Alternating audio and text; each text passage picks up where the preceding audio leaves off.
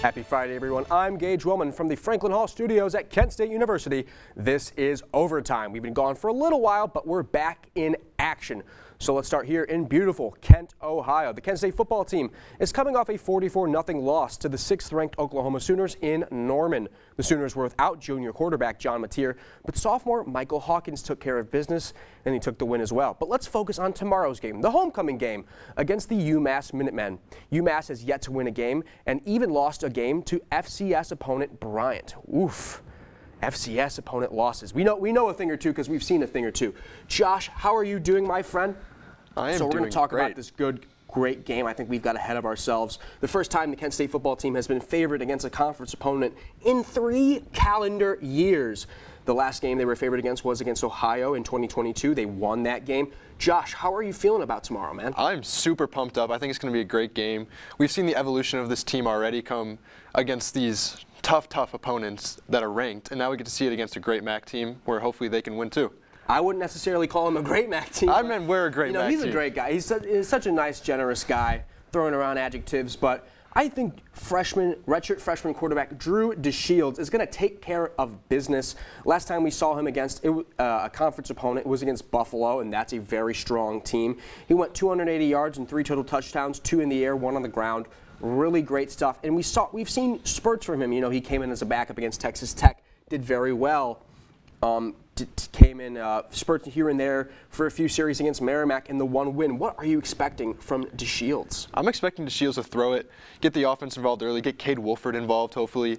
I just want to see points on the board. I think if Kent can protect the football, which I hope he'll be able to do, I think they can for sure win this game. And speaking of protecting the football, the Minutemen have had a turnover problem. Turnovers in the sense that they have an interception in every game, and I'm also going to say turnover in the quarterback room. You know, I went on WMUA, a student-affiliated radio broadcast in Massachusetts, and they were talking to me. This Minutemen team has gone through maybe 5 or 6 quarterbacks, and that is not the way to win games. That's not the recipe. Why do you think UMass has struggled so much? I think they're trying to find their identity, right? They are currently 0-5, winless. It takes a lot to be winless, you know, it messes with you mentally. I think they're kind of just throwing stuff at a wall and hoping it sticks. And I think that's part of the reason they are 0-5 because there's so much turnover here between this quarterback. There's no time for them to get comfortable. I also want to touch on what you said about Cade Wolford. Here's a guy that I really want to see get touches and more involved in an offense because he's a big play machine. You know, say what you will about his route tree. Maybe it's just slants. Maybe he's a sort of smaller guy. I'm blanking on the word. Slot receiver guy. But I mean, when a guy's got 4 touchdowns in his first 3 games of 2025, you need to see more of that. What are you expecting from the offensive weapons that DeShields would get to pick from? I mean, obviously, Cade Wolford. You got to get him involved. Gavin Garcia, too. Get him involved. I just want to see the ball move. That's basically all you can ask for is moving the ball upfield and getting into the red zone. I saw a stat. UMass defense has a 90.9% conversion rate when they're in the red zone. That's terrible. You got to get in if you're Kent State and capitalize on those opportunities. Awful red zone defense as well. One guy I'm very excited to see in his, I believe it would be his Dick Stadium debut, is going to be the Minnesota transfer running back Jordan Nubin, who a long time ago, I believe was either 22 or 23, took home a Big Ten Offensive Player of the Year award of the week. Not the year, excuse me, the week. It's Jordan Nubin. Really excited to see what he brings. But this rushing game needs to get going. Kind of back-to-back weeks of really struggling to get going. Now, it's against Florida State. It's against Oklahoma. What do you think about this running back room against UMass?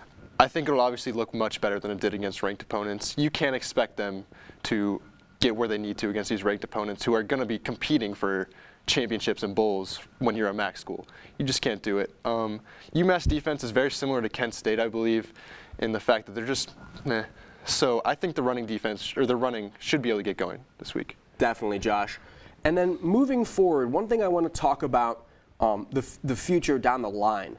You know, our editor, John Angolia, what a bright guy, but oh my gosh, he thinks this Kent State football team is making a bowl game. And what do you think? I mean, you look at the schedule, do I see 7 wins? I don't.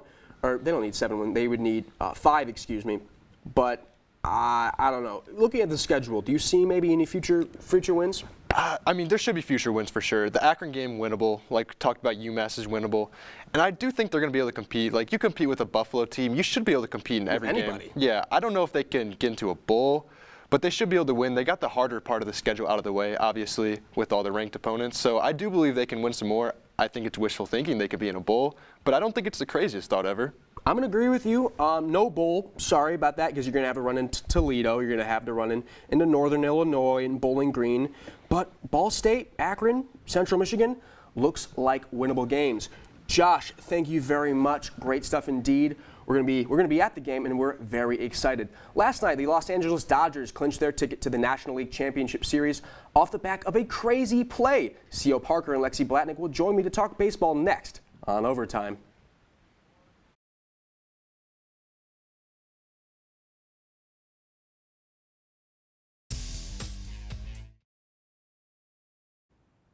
The Philadelphia Phillies were on their way to mounting a comeback against the mighty Los Angeles Dodgers in a game where pitchers on both sides were dueling. With the bases loaded and 2 outs in the bottom of the 11th, Dodgers outfielder Andy Pages sent a jam shot to the mound when Phillies pitcher Orion Kirkering threw the Phillies' chances away on a wild error. Not only that, today we'll see the deciding Game 5 between Seattle and Detroit. Joining me at the desk, C.O. Parkey, and Lexi Blatnick. Sorry about that. Before we get in our discussion, we have a beautiful thing planned for you. 3, 2, 1. The Yankees lose. That's right. Toronto moving on to the championship series for the first time in 10 years. Congrats to Toronto. Congrats to Vladdy Jr., Rob Schneider. Is Rob Schneider the manager? I believe so. Miles Straw. And Miles Straw. Shout out to all those guys. And we're just going to get Rob Schneider is definitely not the manager. I'm thinking of someone else. But Stone, who's Toronto's manager? Wow, we had the Kent State Sports Department. John Schneider. I'm confusing Rob Thompson and John Schneider. It's okay. So we're going to talk mainly about Philadelphia because, oh my goodness, was that an error. That is going to be our generation's Bill Buckner in the 1986 World Series with the Mets and Red Sox. Were you guys watching that game live, or when you saw that clip for the first time, what was your reaction, CO? I mean, it was almost impressive. I saw, you understand, it's one of those things where I saw it and I was immediately like, if I was in that position, I wouldn't have been able to do that, Right. So I can't feel, too bad, but then, I don't know, I was sort of just in awe. It was every single thing went wrong. He bobbled the ball. He stumbled when he ran. Didn't throw to first. And you can see Real Muto is pointing at Harper. Pointing at first base. That's rough. He lobs it. It's nowhere near home, and that easily could have gone to the top of the 12th, and it just didn't. Lexi, there's kind of an interesting perspective on this, and it's that, if that error doesn't happen, do the Dodgers win that game, and then maybe do the Phillies move on? Do you view the Dodgers as having kind of an asterisk on their way to the World Series, or think it's something else? No, okay, listen.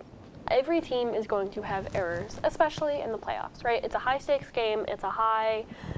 Right, emotions run high in the playoffs, but what makes or breaks a good playoff team is being able to reel those emotions in. I was watching the clip, not during the game because I was as snug as a bug in a rug. Yep. Because it was the 11th inning, but you could just see in the clip he was flustered. It wasn't, in my opinion, that was a routine pick it up and throw it, and he just didn't. You have to be prepared for those games, and I think the better team did ultimately. I definitely do feel bad for Kirkering because now you're infamous. You're never not going to be remembered for anything else.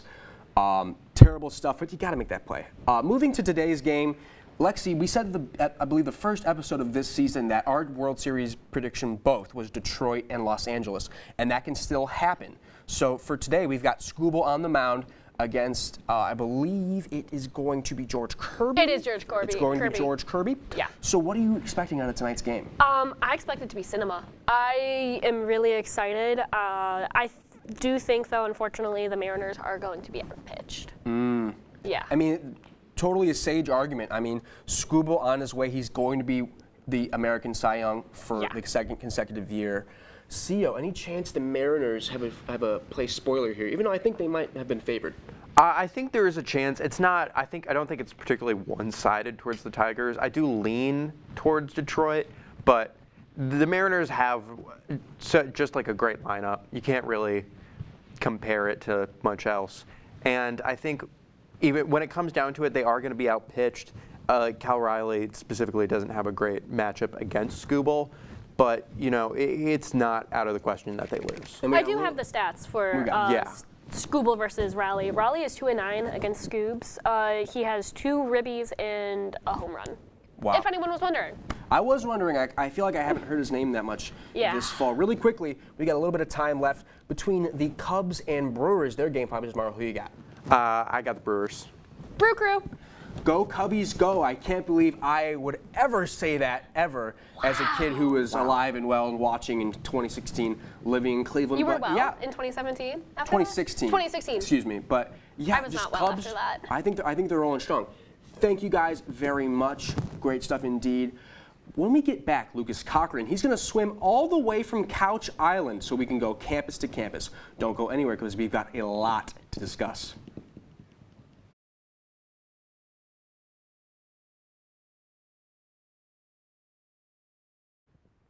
Welcome back. Over in sunny Pasadena, California, James Franklin and his Penn State Nittany Lions continued their legacy of choking and all things disappointment related by losing to the winless Bruins, UCLA Bruins, 42-37. If you folks don't mind me taking a page out of Maddox Miller's book, I'm going to melt down, okay? 3, 2, 1. How the hell do you do this? Are you serious, James Franklin? UCLA, the team that lost to New Mexico and Northwestern. Oh, that's Lucas Cochran. He's amazing. It's embarrassing. It's almost as bad as Ryan Day's Michigan psychological failures or whatever. But he won a championship. We said in our Almost article. as bad. I think this is way worse. Worse. You just lost to an 0-4 team. They fired their coach, OC, DC, all interim head coaches. This team, the morale in the locker room, I can't even imagine what it looked like. But they just came in to Pasadena thinking they were going to whoop them, and they lost 43-37. It's embarrassing. And now, Nico, if he plays as good as he's playing right now and he plays as good as he did going forward, I wouldn't put him in the Heisman conversation, but he just played him back into one of the best quarterbacks in the nation. Looked like a Heisman against Penn State, over 300 yards, 5 total touchdowns. What? It's so funny. It's honestly funny. I don't see the reason. He reminds me, James Franklin reminds me a lot of Marvin Lewis, the former Bengals coach before Zach Taylor, who, it's great. You have some wins, you have nice stuff, you make the playoffs, but if you choke, what is the point? What is the point of even showing up? There is no point at all. I think, all right. And I want to say major credit to Coach Jerry Neuheisel, the OC, potential head coach of UCLA next year. Major credit. Huge win for him. And I mean, that's program changing going forward. UCLA just lost all their commits. I think they lost 11 or something, and they lost a ton of their 26 class. Huge setback. But if he can fix it up, maybe pull a few. Who doesn't want to go play in California? But speaking of this, Penn State's got all the money in the world. If James Franklin's let go, who takes that head coaching job? That's a good question. A lot of guys come to my mind. Axelrod out in, I think, is it Axelrod or the OC for Oklahoma? Let me pull that. That could be a huge one. There's so many possibilities. That's definitely a good option because we saw what he did at Ben Arbuckle. Ben Arbuckle. We saw what he did at Washington State, and we now see what he's doing as the OC of Oklahoma with John Matier. I always preach with coaching, you have to have a guy. And there's nothing wrong with defensive-minded coaches. It works. It's successful. Mike Tomlin's made a whole career out of it in the NFL. Brent Venables, speaking of Oklahoma, has made a career out of it in college. But if your quarterback cannot see his coach as a mentor, as someone who is designing plays specifically for him to succeed, I don't know what the point is because Take a guy like Lincoln Riley. I know he's had his struggles. Exactly. But look at the resume. Baker, Hurts, Murray, Williams. He's the list goes on. This isn't the NFL, though. Right. Bill Belichick, he's coaching North Carolina. He won 6 Super Bowls. This should be a piece of cake for him. This team could be a playoff contender. I mean, 6 Super Bowls on his resume, and they are getting smacked by everybody. They just He's about to got be blown balling up out. by 1-3.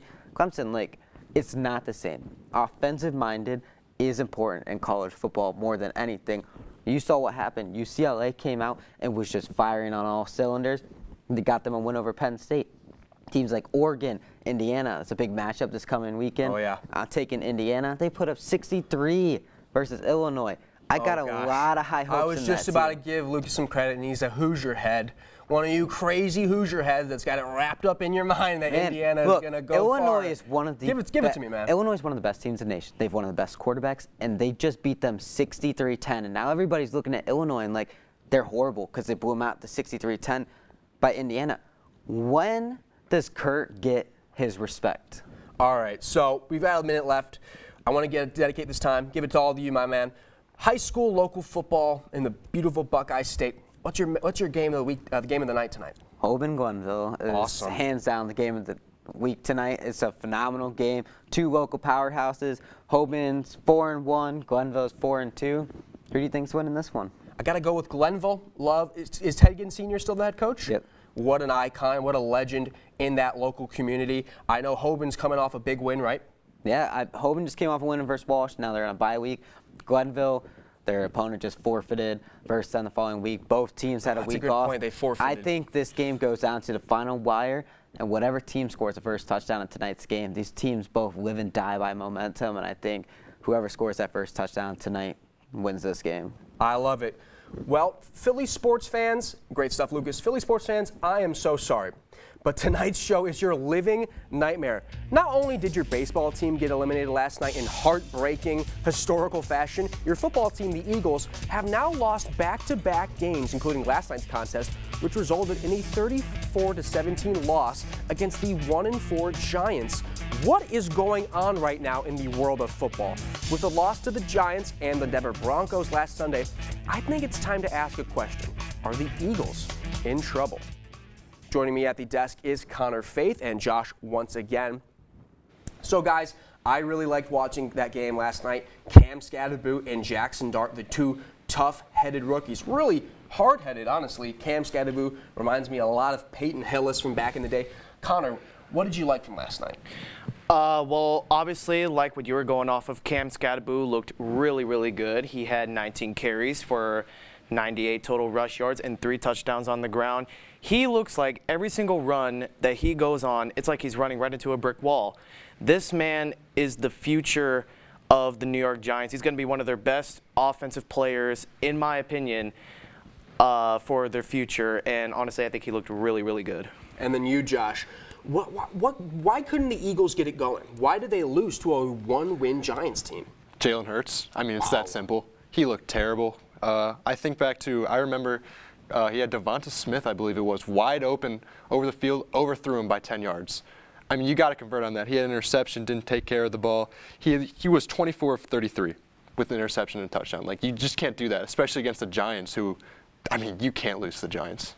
Josh, you're definitely tapping into what I'm thinking about is, you know, the Eagles, they only have the 2 losses on the year, won every game before that. But it kind of looked like, you know, we were waiting for the ball to drop.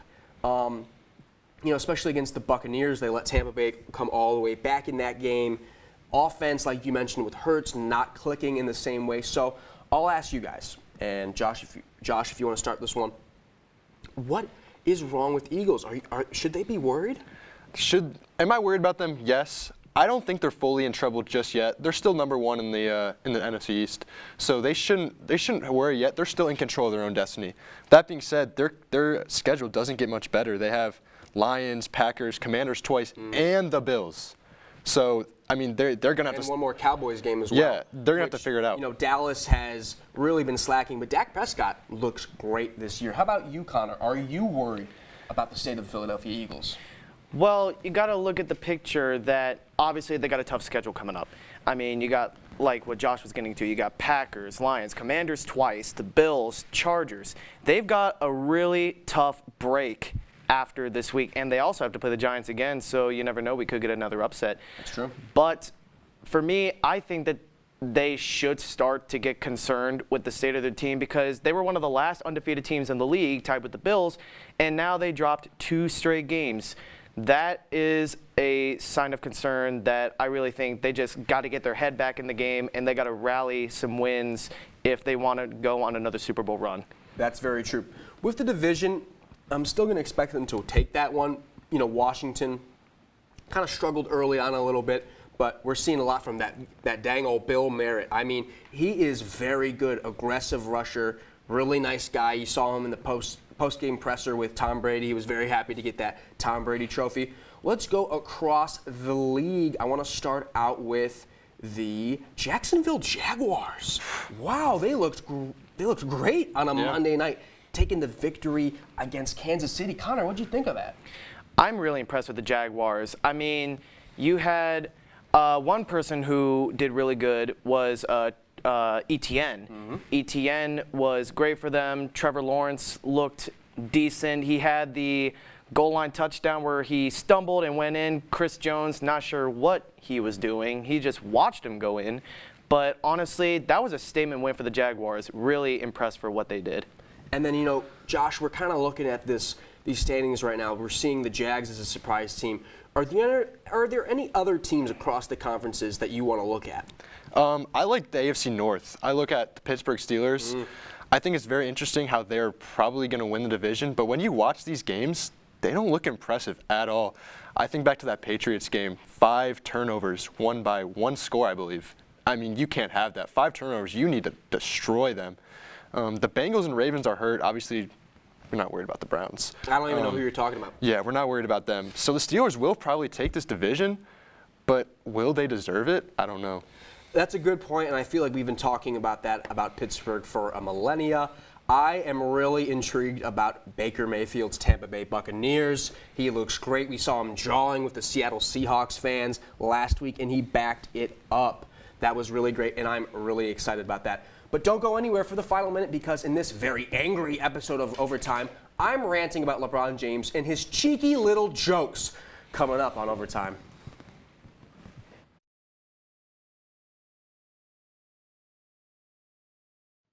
Welcome to the final minute. If you didn't see on Tuesday, LeBron James's second decision was actually an advertisement for Hennessy. Look, all right, not a hater. The man did great things. The man was a hero of my childhood. I've got nothing against him, but that was dumb. And here's why. We all know what you're trying to do here, man. We all got hyped up. I was on the Monday newscast, so I had to say, well, guys, I think it might be his retirement. And then it's like, no, it's actually an ad. I'm sick of it. If you want to make an ad, do a press release.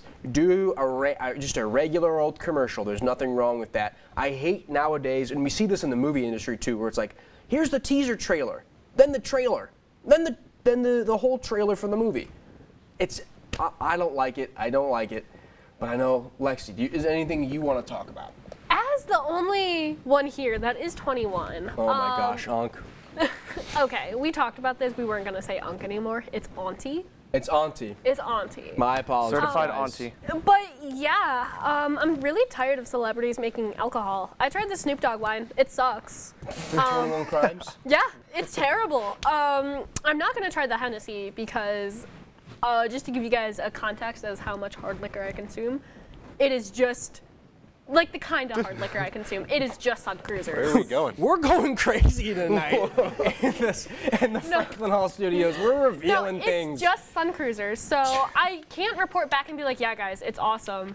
But I agree with you. I think it's kind of in bad taste, and it's going to be the boy who cries wolf kind of effect. Where When like, he when retires? he actually makes the announcement, we're going to be like, yeah, okay, LeBron. Well, And then we got LeBron fan row right here. Connor, are you included in this? Yes. Okay, so just get your thoughts on your king here. Look, anyone who knows me is not going to be surprised about this take. It's LeBron James. He can do what he wants. Going off of that, it worked, though, didn't? The ad worked. Everyone got excited for it, and Hennessy got its publicity. Excited. Yeah. Some people were nervous. I can't wait till it's no longer Akron. It's gonna be LeBron, Ohio. I mean, I it was like just that. it was just a bad way of advertising it. I agree. You know, I read a really nice piece in the Washington Post about it. You know, advertisements, they get sick and tired. We have our musical composer, Stone O'Brien, right here. He wants you guys to sing a song. Do we want to sing a song? Look, I'm not going to sing the song on live air, but Wait, I'll do it. sing the song. I'll have the cojones. Wait, The what? The Cajoles. The Cajoles is crazy. I respect the song. Wait, how does I'm not it going go? to sing. How does it go? Let's It's hear his it. name, LeBron James. Look, would someone like say the thing and I'll do it? LeBron. Anyway, I thought you all were right, sunshine. let's get back on track here. CEO, do you want to jump in this, my man? What do you feel? You know, I think as someone who has worked in a liquor store before, it is always exciting when they release those new the like branded liquors and all those, because those you have to get out of the special box. Right. Because people really want those, and that's always fun.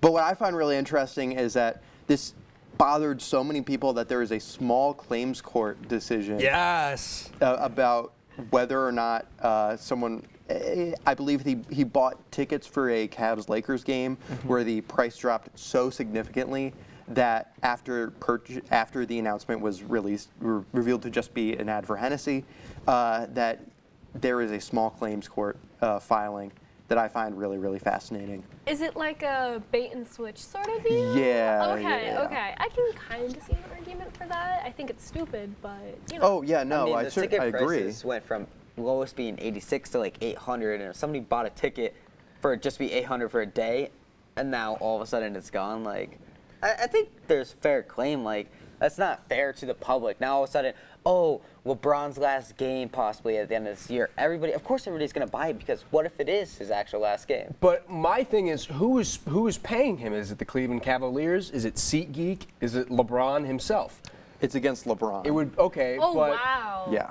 It'd probably be Hennessy. but paying LeBron it. James doesn't control the prices of tickets, and This suddenly turned into a law class. I know. I mean, Mizell Stewart's actually going to come around the corner and he's going to give us a law ethics class.